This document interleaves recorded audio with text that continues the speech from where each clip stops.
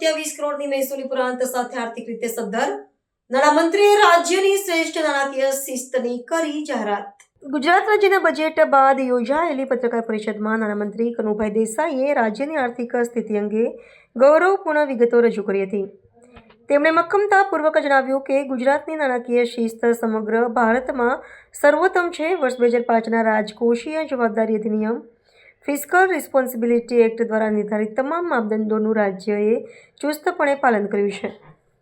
મંત્રીએ ખાસ નોંધ્યું હતું કે કોરોના મહામારી જેવા કપરા સમયમાં પણ જ્યારે અન્ય રાજ્યોને નાણાકીય છૂટછાટની જરૂર પડી હતી ત્યારે ગુજરાતે પોતાની આર્થિક મર્યાદાઓમાં રહીને શ્રેષ્ઠ વ્યવસ્થાપન જાળવી રાખ્યું હતું।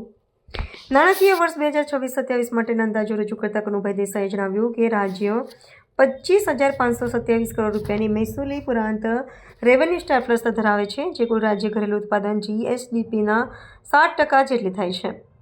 આ ઉપરાંત રાજકોષીય ખાદ્ય ફિસ્કલ ડિફિસિટ 1.97% રહેવાની ધારણા છે, જે નિર્ધારિત 3%ની મર્યાદા કરતાં ઘણી ઓછી છે। આ સંગીન સ્થિતિને કારણે ગુજરાતને દેવું કરતા માટે કેન્દ્ર સરકાર પાસેથી કોઈ વિશેષ મંજૂરીની જરૂર પડતી નથી। રાજ્યનું જાહેર દેવું પણ 27.10%ની મર્યાદા સામે માત્ર 14.65% જ રહેવાનો અંદાજ છે, જે ગુજરાતની આર્થિક સ્થિરતાનું મજબૂત પ્રમાણ છે।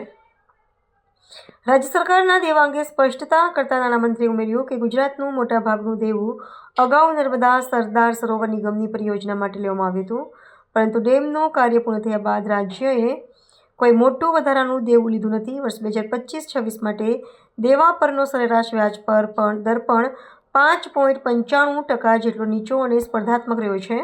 તેમણે અંતમાં જણાવ્યું કે ગુજરાતમાં તે વિકાસની ગતિ તેજ કરવા માટે વધુ લોન લેવાની ક્ષમતા હોવા છતાં સરકાર બિનજરૂરી દેવું ટાળીને મર્યાદિત નાણાકીય સાધનો સાથે સર્વાંગી પ્રગતિ કરવા પર ભાર મૂકી રહી છે।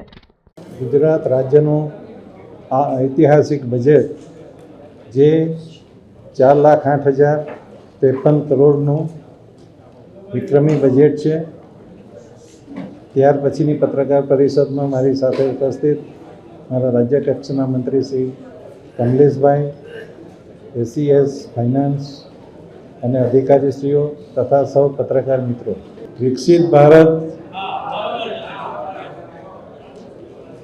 2047 અને આત્મનિર્ભર ભારતનો વિઝન લઈને જે આપણા યશસ્વી વડાપ્રધાન માનનીય મોદીજી ચાલી રહ્યા છે, ત્યારે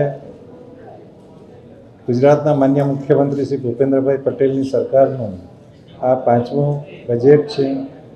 આ બજેટમાં ખાસ કરીને વિકસિત ભારત 2047ના લક્ષ્યોને ધ્યાનમાં લઈને અને સાથે સાથે 2035માં જ્યારે ગુજરાતની સ્થાપનાને 75 વર્ષ પૂર્ણ થવાના છે, ત્યારે એ બંને રોડ મેપ સાથે ગુજરાતના ઇન્ફ્રાસ્ટ્રક્ચર એટલે કે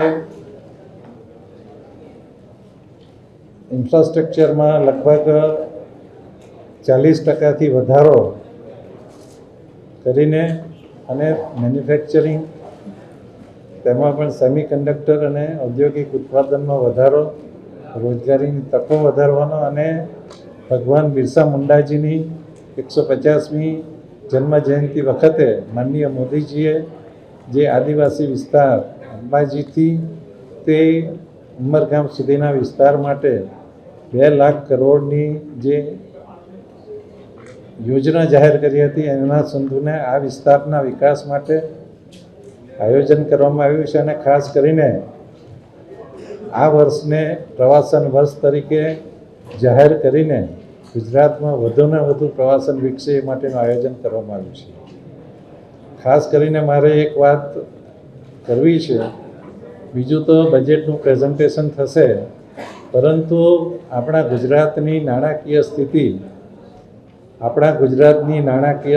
નાણાકીય શિસ્ત સમગ્ર ભારતમાં સૌથી શ્રેષ્ઠ છે એમ કહી શકું, ચોક્કસ કહી શકાય એવું છે। અને એટલા માટે જ નાણાકીય શિસ્ત બાબતમાં હું બે વાત કરીશ આપને। ખાસ કરીને રાજવિત્તીય અધિનિયમ 2005માં નિયત કરવામાં આવેલા બધા જ રાજવિત્તીય માપદંડોને આપણે સતત વર્ષોથી પાલન કરી રહ્યા છીએ।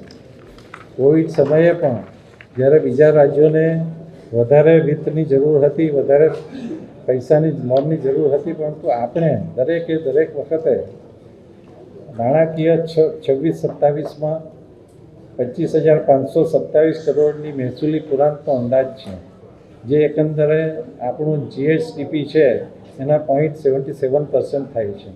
એ સૌથી સારી નાણાકીય સ્થિતિ છે.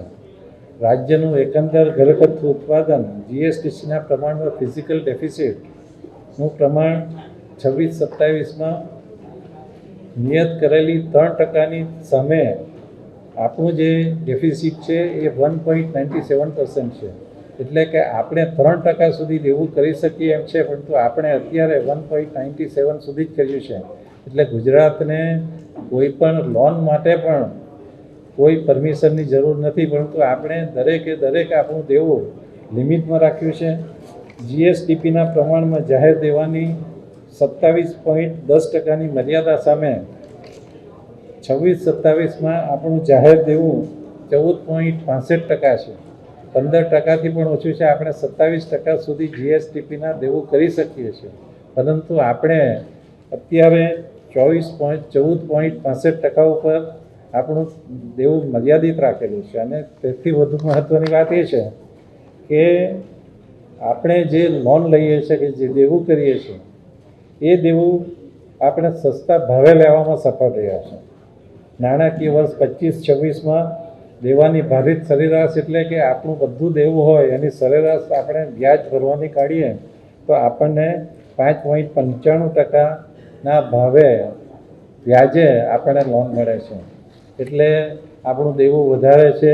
આપણું ગુજરાત હજી પણ ધારે તો વધુ વિકાસ કરી શકે એ માટે આપણને દેવાની મર્યાદા છે, પરંતુ આપણે દેવું વધારતા નથી. આપણું જે ગુજરાતનું દેવું છે એ આપણા નર્મદા સરદાર સરોવર નિગમ માટે હતું, ત્યાર પછીના આપણે વધુ દેવુંની જરૂર પડી નથી.